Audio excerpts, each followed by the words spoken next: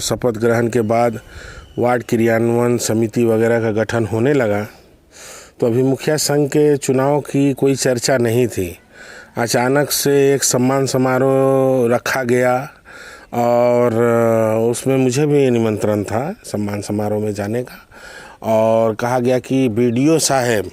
और अन्य प्रतिनिधि लोग मिलकर सम्मान समारोह में नए नवनिर्वाचित प्रतिनिधियों को सम्मानित करेंगे। और मैंने देखा कि सम्मान समारोह है और मैं कुछ अपने निजी काम में व्यस्त था, इस कारण से नहीं जा सका। शाम में मुझे पता चला और हमारे अन्य मित्रों जो कि अभी नवनिर्वाचित जनप्रतिनिधि चुने गए हैं, मेरे कई मुखिया मित्रों से भी मालूम चला और मुझे स्वयं भी मालूम चला कि अचानक से वहाँ पर चुनाव कर लिया गया है, जबकि वह एक सम्मान समारोह था। तो उसके तुरंत बाद हम लोगों ने उसी शाम आपातकाल बैठक बुलाई, अपने जो भी हमारे संपर्क के मुखिया मित्र लोग थे, और शाम में बैठक बुलाई और फिर अगले दिन हम लोगों ने फिर से बैठक करके और बहुमत से 16 मुखिया हम लोगों ने मिलकर बहुमत से प्रजातांत्रिक तरीके से मुखिया संघ का गठन किया, और जिसमें सर्वसम्मति से मुझे अध्यक्ष चुना गया। तो जिसमें कहा जाता है कि 16 मुखिया साहब ने साइन करवाए, तो उसमें आप किस प्रकार उनको बोले या फिर उनका आपके पक्ष में वो आए, क्या बात बोले? देखिए, सभी लोगों से जब हम लोगों ने चर्चा शुरू की तो रमेश टुडू जी जो दूसरी बार मुखिया चुनकर आए हैं, उनकी अध्यक्षता में यह परिचर्चा शुरू हुई और उन्हीं की अध्यक्षता में हर किसी से, जितने भी वहाँ पर मुखिया मौजूद थे, सबों की राय ली गई और सर्वसम्मति से इस कमेटी का गठन प्रजातांत्रिक तरीके से किया गया। आप सर पहले भी मन बनाए हुए थे कि अध्यक्ष का संघ के? नहीं, पहले से इस बारे में कोई जो है विचार नहीं था। हम लोगों ने तो जब अभी वार्ड क्रियान्वयन की कमेटी गठित हो रही थी तो हर मुखिया जी अपने अपने क्षेत्र में अभी व्यस्त हैं, तो पहले से ये पूर्व निर्धारित चोर दरवाजे से जो इसका गठन किया गया, तो तुरंत हम लोगों ने इस पर विचार करते हुए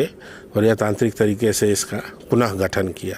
पिछले 5 तारीख को जो कराया गया था, तो सम्मान समारोह में मतलब आप लोग को बुलाया नहीं गया था? नहीं, हम सम्मान समारोह में मुझे भी निमंत्रण था, मगर मैं अपने किसी निजी व्यस्तता के कारण नहीं जा सका। विषय यह है कि सम्मान समारोह में जब बुलाया गया तो चुनाव होता है कि पहले चुनाव की परिचर्चा होती है, चुनाव में कौन खड़ा होगा इस बारे में भी बातचीत होती है, फिर जो है चुनाव की तिथि निर्धारित होती है, तब फिर उसको चुनाव माना जाता है। ये क्या तरीका हुआ कि जो सम्मान समारोह में आपने बुलाया और एक रजिस्टर घुमाकर सब लोगों से साइन करा लिया, तो यह एक अनुचित तरीके से उसको जो है कि